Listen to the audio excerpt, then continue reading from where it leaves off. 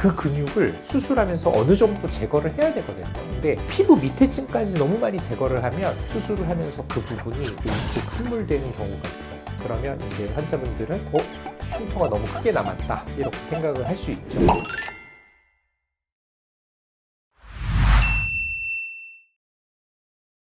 없어요. 절개하면 흉터가 다 남죠. 근데 제 쌍꺼풀 라인이 있는 것 같은 그 부분에 주름이 있어요.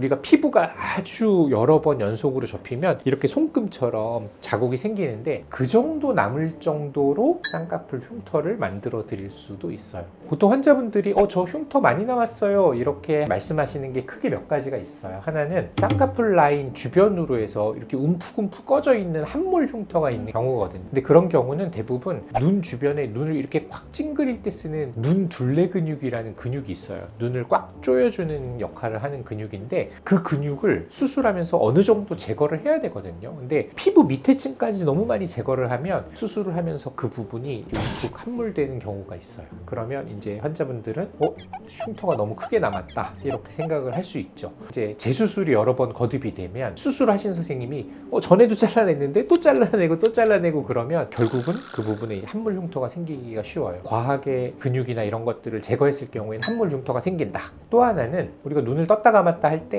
맨 앞에서부터 맨 뒤에까지, 그러니까 안쪽부터 뒤쪽까지 유착이 일정하지 않으면 눈을 이렇게 감았다가 이렇게 뜰 때 어느 시점에서 어디는 푹 들어가는데 얘는 안 따라오고 그러니까 그 부분이 약간 피부가 쭈글쭈글하게 울 수도 있어요. 그러면 오히려 흉터가 많이 남았다라고 환자분들이 느끼세요. 그러니까 다시 말해서 저희 성형외과 의사들이 그 쌍꺼풀 수술을 할 때도 그 유착을 맨 안쪽부터 맨 뒤쪽까지 이분하게 만들어줘야 돼요.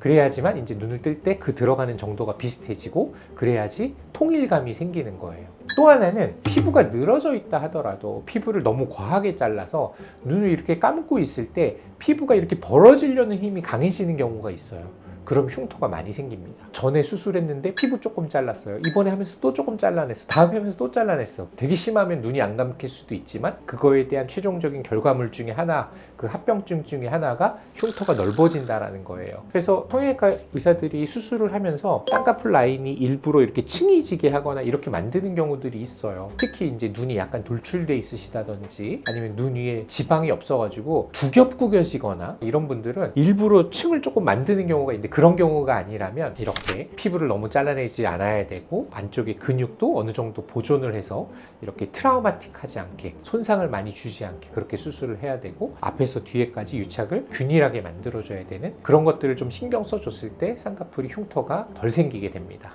그래서 이런 것들을 우리 성형외과 의사들이 신경 써드리고 있으니까 환자분들은 이렇게 상담을 잘 받아보시면 내 문제에 대해서 이렇게 정확하게 이렇게 진단을 해주시고 설명해 주신 선생님한테 수술을 받으시면 될 것 같아요.